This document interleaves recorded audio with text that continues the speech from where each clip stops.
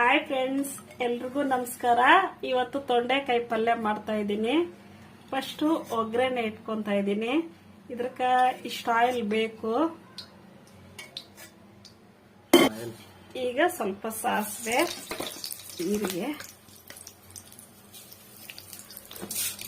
ಕಡಲೆಬೇಳೆ ಸ್ವಲ್ಪ,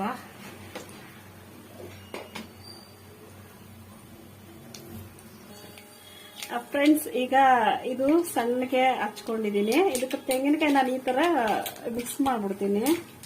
ಇರುತ್ತೆ ಫ್ರೆಂಡ್ಸ್, ನೋಡಿ ನೀವು ಟ್ರೈ ಮಾಡಿ. ಆಮೇಲೆ ಈರುಳ್ಳಿ ಎಲ್ಲ ಇದ್ರಲ್ಲೇ ಹಾಕ್ತೀನಿ ನಾನು.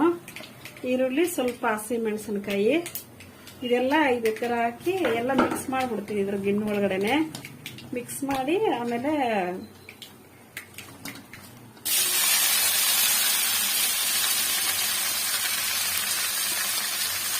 ನೋಡಿ ಫ್ರೆಂಡ್ಸ್,